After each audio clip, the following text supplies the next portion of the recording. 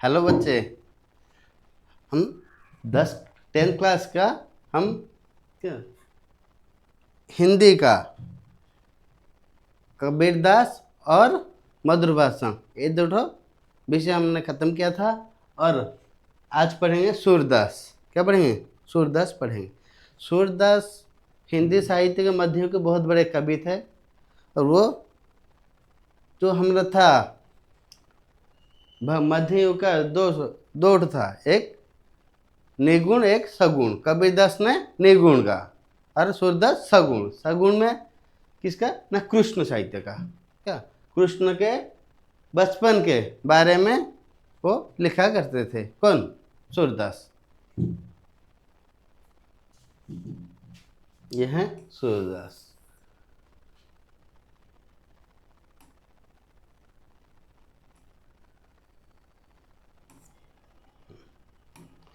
सूरदास सूरदास के बारे में पहले जानते हैं। उनका बचपन कहाँ बीता, कहाँ जन्मे, और उनके बारे में देखते हैं। सूरदास कवि परिचय। भक्ति काल के सूरदास कौन से काल कवि हैं? भक्ति काल के। सूरदास कौन से काल कवि हैं? भक्ति काल के कवि हैं। काल पर मध्य युग को दो भाग में विभक्त किया गया था, एक भक्ति काल, एक रीति काल। सूरदास कौन से काल के थे? भक्ति काल के थे। भक्ति काल के सगुण और कृष्ण भक्ति। सूरदास भक्ति काल के श्रेष्ठ कवि। सूरदास में भक्ति काल के श्रेष्ठ कवि सूरदास हिंदी के सूर्य जैसे तेजस्वी कवि थे। किसके जैसे तेजस्वी कवि थे? सूर्य जैसे तेजस्वी कवि थे। उनका जन्म सन 1478। कब हुआ था उनका जन्म? 1478 ईस्वी में। कब हुआ था? सन 1478 ईस्वी में सूरदास का जन्म हुआ था। कब हुआ था? 1478 में। दिल्ली के निकट सिही नामक, किसके निकट? दिल्ली के निकट सिही नामक गांव में एक गरीब ब्राह्मण परिवार में हुआ था। सूरदास जो थे भक्ति काल के श्रेष्ठ कवि थे। उनका जन्म 1478 ईस्वी में दिल्ली के निकट सिही नामक गांव में एक ब्राह्मण परिवार में हुआ था। कौन सा परिवार? ब्राह्मण परिवार में हुआ था। वो अंधे थे। वो क्या थे? वो अंधे थे, पर मालूम पड़ता है कि वो जन्मांधे नहीं थे। सूरदास ने कैसे थे? अंधे थे, पर मालूम पड़ता था कि वो जन्म से अंधे नहीं थे, बाद में अंधे हुए। मथुरा और आगरा। मथुरा और आगरा यमुना नदी के किनारे। यमुना मथुरा आगरा के बीच यमुना नदी के तट पर स्थित गांव घाट में उन्होंने संगीत, काव्य और शास्त्र का अभ्यास किया। कौन? सूरदास यमुना नदी के तट पर कौन सा जगह? मथुरा और आगरा। मथुरा और आगरा के बीच यमुना नदी के तट पर एक गांव घाट। कौन सा घाट? गांव घाट। घाट मतलब क्या है ना? घाट का मतलब नौका जहाँ पर आके लगता है, लोग बैठते हैं, उस पार जाते हैं, जो उस जगह को घाट बोला जाता है। इसी तरह एक घाट था जिसका नाम था गांव घाट। कौन सा घाट? गांव घाट। कौन सा घाट था? गांव घाट पर उन्होंने संगीत, काव्य और शास्त्र का अभ्यास किया। किसका अभ्यास किया? संगीत का, काव्य का और शास्त्र का अभ्यास किया। और विनय के भाव से पदों की रचना की। विनय के भाव से पदों की रचना की। आगे चलकर वो वल्लभाचार्य के शिष्य बने। वल्लभाचार्य एक ऋषि थे, महापुरुष थे वल्लभाचार्य।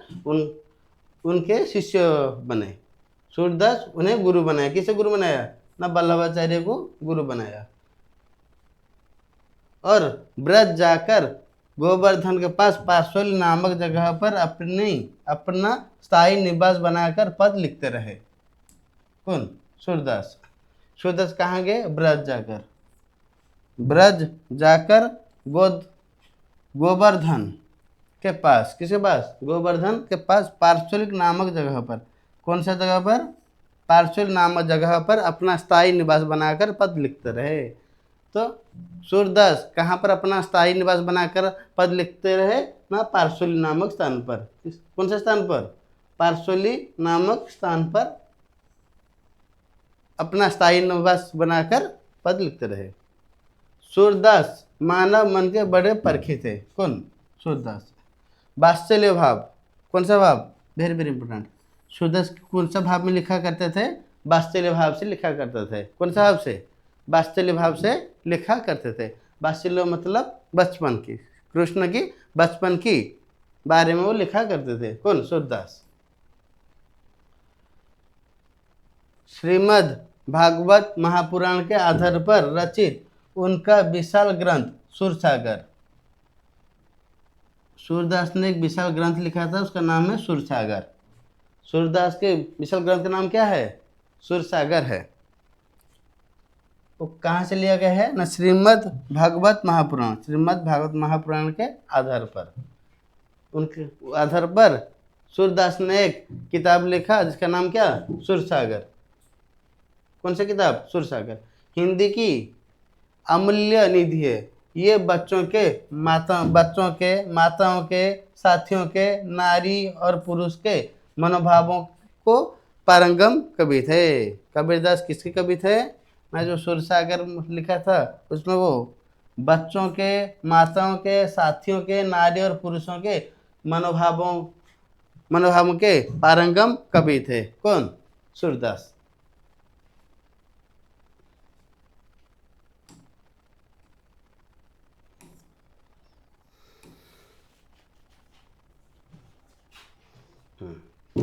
आज ये इसका पद देखते हैं। मैया मोही दाऊ बहु चिढ़ायो, मोसो कहत मोल की लिन्हो, तो जसुमती कब जाओ। कहा कहो यही रीस के मारे, खेलन हो नहीं जात।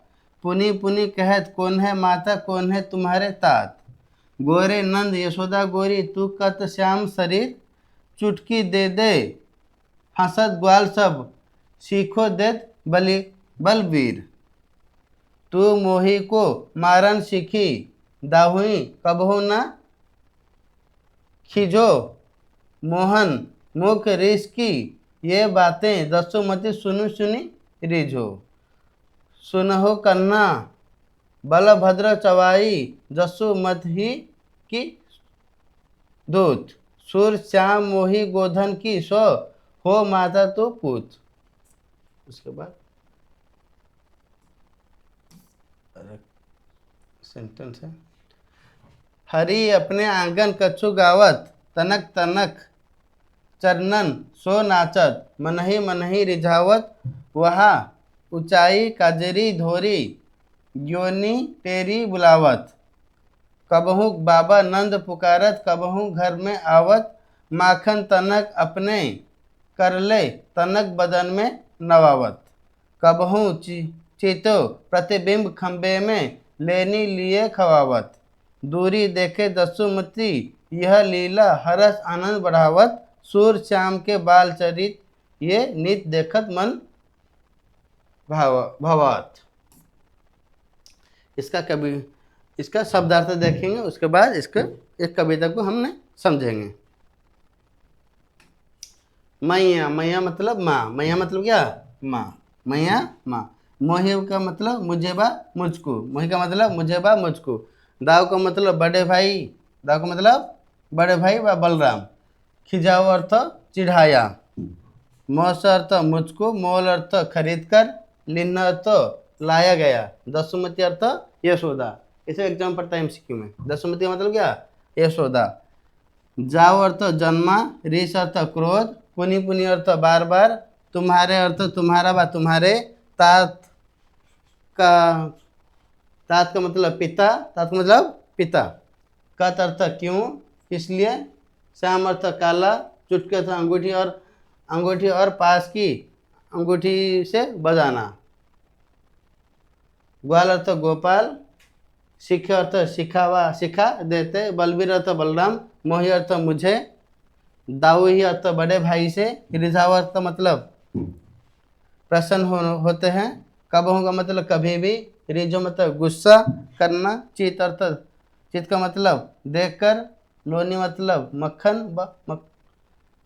खवावत अर्थ खिलाते हैं, दोरी अर्थ छिपकर, तनक तनक मतलब नन्हे नन्हे, रिझो अर्थ गुस्सा करना, रिस अर्थ मतलब गुस्सा, लखी मतलब देखकर, रिझो मतलब प्रसन्न होना, चबाइया मतलब निंदक व चुगलखोर, जन्म अर्थ जन्म से, दूध मतलब शैतान व शरारती, गोधन मतलब गाय रूपी धन, सौ मतलब सौगंध व शपथ व कसम, पुत्र व बेटा, पुत्र मतलब क्या, पुत्र व बेटा।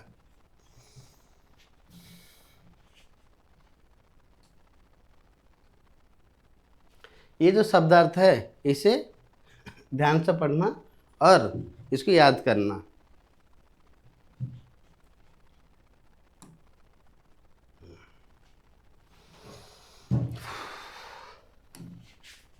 पद पद पहले देखिए, मैया मोही दाव बहुत खिजाओ। जो नन्हे कृष्ण हैं वो अपनी माँ से शिकायत करते हैं कि मैया माँ मोही मुझे दाऊ, दाऊ मतलब क्या, बड़ा भाई, बड़ा है कौन, बलराम, कौन, बलराम। मैया मोही दाऊ बहुत खिजाओ, मोसे कहत मोल के लिन्हो तू जसुमती कब जाओ। वो बोलता है कि मुझे कृष्ण को मोल कर मतलब कीन कर, बाजार से कीन कर लाए हैं, तो जसुमती कब जाओ, तो जसुमती का बेटा नहीं है, यशोदा का बेटा नहीं है। कहा कन्नो यही रीस के मारे खेलन हो नहीं जात। इसका मतलब मैं ये जो मुझे चिढ़ाते हैं कि तू जसुमती का बेटा व यशोदा का बेटा नहीं है, तो इसलिए मैं उनके साथ खेलने भी नहीं जाता हूँ। पुनि पुनि कहत कौन है माता कौन है तुम्हारे तात। फिर कहता है, बड़े भैया कहते हैं कि कौन है तेरी माँ माता, कौन है तेरे तात मतलब पिता, तात मतलब क्या, पिता। गोरे नंद यशोदा गोरी तू कद शाम शरीर। नंद तो गोरा है, यशोदा भी गोरी है, पर तू कैसे काला व श्यामल हुआ। चुटकी दे दे हंसत ग्वाल सब, सीखो देते बलबीर। जो ग्वाल गोपाल जो बच्चे उनके दोस्त होते थे, वो चुटकी बजा बजा कर क्या करते थे, उन्हें चिढ़ाते थे। उन्हें कौन सिखाता था, बलराम व बलबीर सिखा देते थे कि ये यशोमती का व यशोदा का बेटा नहीं है। कौन चिढ़ाता था, ग्वाल सब। उन्हें कौन सिखाता था, बलबीर सिखा देते थे व बलराम। तू मोहे को मारन सीखो दाहू कभू ना खींचो। तो मुझे हर वक्त मारा करती है, तो बलराम बड़े भाई को कुछ नहीं बोलती। मोहन मुख रेस की ये बातें जसोमती सुनी सुनी रिझो। मोहन के मुंह से ये जो छोटा सा मोहन है वह कृष्ण है, उनकी ये बातें सुनकर मोहन मुख रेस की ये बातें जसोमती सुनी सुनी रिझो। मोहन के मुख से ये जो बातें सुनकर कौन प्रसन्न होती हैं, जसोमती यशोदा प्रसन्न होती हैं। सुनहि कन्ना बलभद्र चवाही जनमत ही क दूत। यशोदा बोलते हैं कि कन्ना ये बलभद्र व बलराम जो है ये जन्म से धूर्त है व बदमाश है। सूर श्याम मोही गोधन की सो हो माता तू पूत। यशोदा कहते हैं मैं गोधन की कसम खाकर कहती हूँ कि मैं तेरी माता हूँ, तू मेरा बेटा है। समझाया इस पर।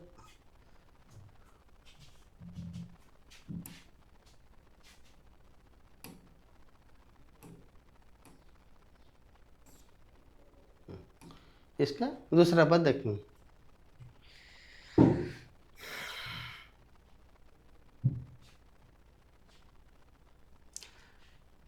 दूसरा पद, हरि अपने आंगन कछु गावत। हरि जो श्री कृष्ण थे, बकान्हा थे, वो अपने आंगन में कुछ न कुछ गाया करते थे। तनक तनक चरणन सो नाचत मन ही मन रिझावत। तनक तनक छोटा सा पाँव में स्लो स्लो वो नाचते थे, गाते थे, नाचते थे। और कुछ